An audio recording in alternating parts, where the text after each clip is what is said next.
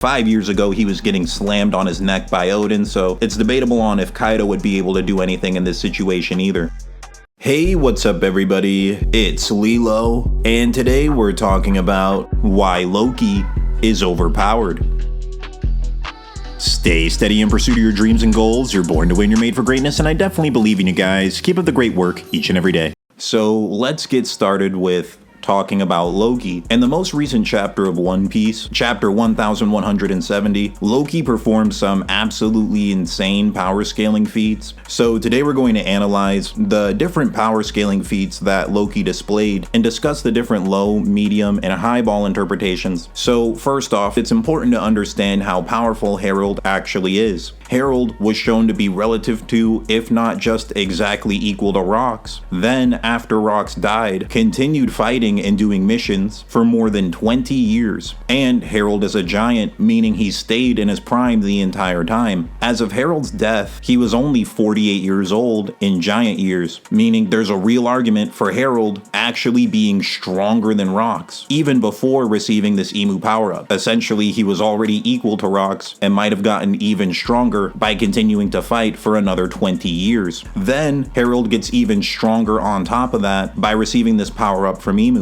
So now, not only was Herald debatably already stronger than Rox before the power-up, he's gone even further beyond that with the power-up. And then we see Loki absolutely destroy this guy. Here's a couple things to mention. Herald literally might have been the strongest person on the planet at this point in the series, other than Emu. As Herald states, no one other than Loki would be able to defeat him. A high ball interpretation would mean that no one in the world could beat him other than Loki, but a more medium ball interpretation would just be saying no one on this island could beat him other than Loki. But the high ball is worth consideration because the other strongest people would be characters like Whitebeard and Garp, both being 60 and 64 respectively at this point in the series. Kaido's also 44, but 5 years ago he was getting slammed on his neck by Odin, so it's debatable on if Kaido would be able to do anything in this situation either. Herald implies that with just the Devil Fruit alone, Loki would be capable of defeating Herald even with these new power-ups. And the feats Loki performs in this chapter backs that idea up even further. There is nearly an entire page of this chapter dedicated to Loki genuinely cooking Herald in a 1v1. And there's a real possibility that Loki's just using his Devil Fruit, not even using Ragnir. There's a panel where Herald tells Loki to show him the legendary power of the Devil Fruit, and essentially the rest of the page is just a montage of Herald getting thrown around and bullied by Loki. And if you look at the injuries, they're slash marks, which implies Loki's using the Devil Fruit, which is further proof that what Herald says was actually true. With just the Devil Fruit, Loki would scale above Herald even with his Emu power-ups. Then, Loki uses the hammer for the last strike and actually one-shot obliterates Herald with it. There is a lot of different insane power scaling you can do with these scenes, so a medium to high ball interpretation is that Loki just using his Devil Fruit is already stronger than this powered up version of Herald, which would also put Loki above characters like Rox. Then, when Loki uses Ragnir, he becomes even more powerful than that. When Loki does the final attack, he's in his normal form when he hits Herald with Ragnir. Imagine how strong he would be if he uses his Devil Fruit and Ragnir at the same time. Then it starts to get really crazy. It also seems like Loki's Devil Fruit is some kind of zone fruit. It might be a mythical zone, so it's interesting to think, what if he didn't even use his man beast form? What if he was just using the actual full Zoan transformation and his man beast form could scale even higher than that? The potential for Loki is just actually really crazy. Just using the Devil Fruit, he's above characters like Rox, and he's above the amped version of Herald, and with Ragnir he then scales even higher than that. A highball interpretation of Loki would be something like this. You could say that this powered up version of Herald is relative to the Domi Reversi version of Rox, meaning this one strike from Loki at the end of the chapter might be relative to the combined attack from Roger and Garp in God's Valley. The scaling for Loki is actually insane. There's so many different possibilities to it. More lowball interpretations would be factoring in things like damage and the potential that Herald might have been nerfing himself when Loki dealt the final blow. When Loki one-shots Herald at the end of this fight, Herald had a moment where he had taken so much damage from Loki that he was actually getting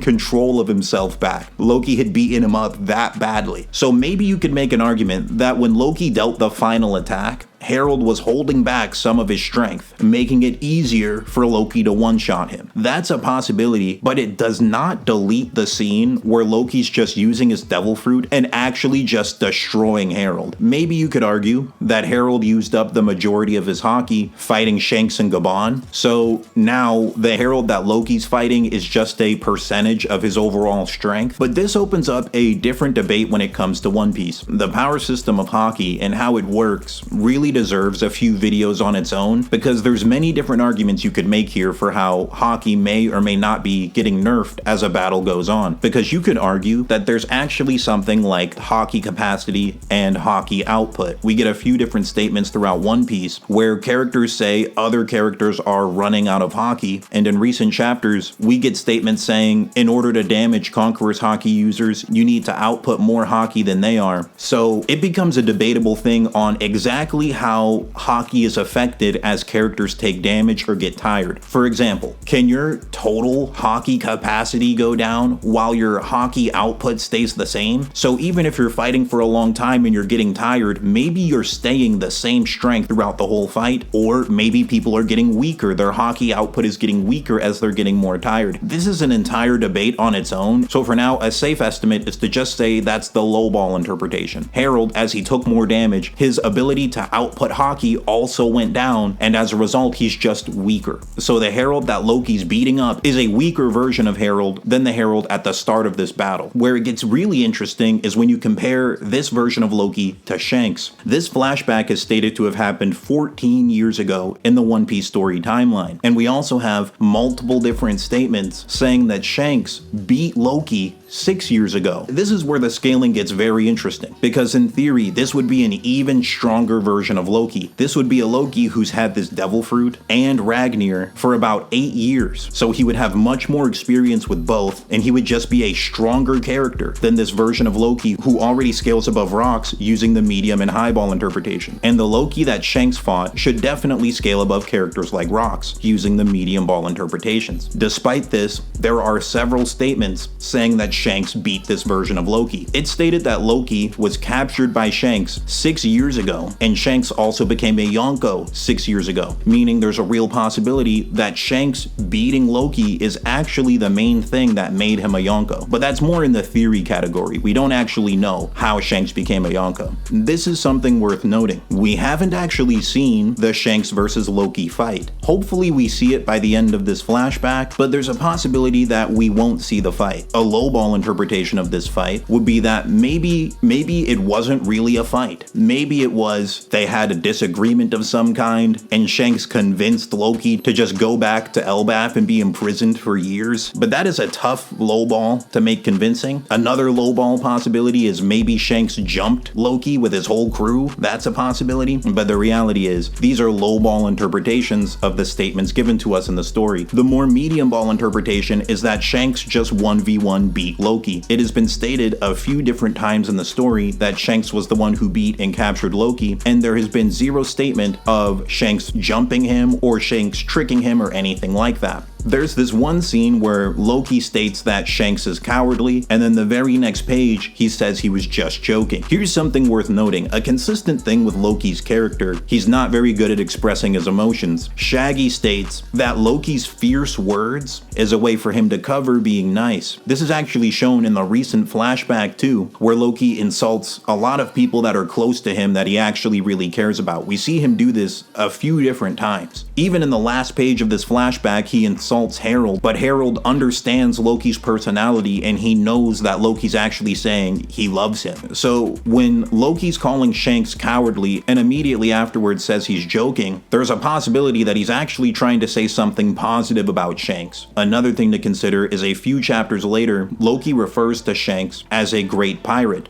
It doesn't really make a lot of sense for Loki to call Shanks a great pirate if Shanks was actually a coward, or if he actually viewed Shanks as a coward, or if Shanks beat him in some underhanded way. It doesn't really make a lot of sense for Loki to call someone like that a great pirate. Hopefully we find out more details on this fight as the story progresses. Maybe the lowball interpretation is actually the truth, or maybe the medium ball interpretation is actually the truth. All this being said, the important thing to note is that you have to be fair with with all of the different statements throughout One Piece. For example, if we were to say, I don't think Shanks beat Loki because there's no way that Shanks is that strong, because I didn't see the fight happen, there's no way Shanks could be that strong, and because I didn't see the fight happen, I won't trust these statements. Overall, that's not being fair to the power scaling of One Piece. Using that logic, we would have to be consistent and question pretty much every other statement we've seen in One Piece. For example, the statements with Mihawk. Using that same logic, you could start saying things like, I don't think Mihawk's that strong, even though he's stated to be the world's strongest swordsman, I don't believe he's that strong. Neither of these are fair. We need to be consistent with how we're power scaling these characters. If we're going to trust the Mihawk statements for him being the world's strongest swordsman without seeing feats that back that up just yet, then we also should be fair towards these Shanks statements. There are multiple of them in which Shanks is stated to have beaten Loki, so for right now, it is the medium ball interpretation to say that that's actually what happened. Shanks did beat him. But as I said, it might be revealed in later chapters that maybe something tricky happened, maybe Shanks jumped him, something like that. But it should just be noted, currently, the medium ball interpretation is that Shanks scales above Loki. That's the fair way to represent these statements, the same way we treat the Mihawk statements with Mihawk being the strongest swordsman. Maybe in future chapters, it'll be revealed that Loki's actually stronger than Shanks, but as of currently right now, the fair way to interpret it is that Shanks scales above even Loki, which gives you really good arguments for putting the new gen over the old generation of pirates. That's everything I wanted to say in this video. Thank you guys for watching. I appreciate the views in the comments. Like and subscribe, and I'll see ya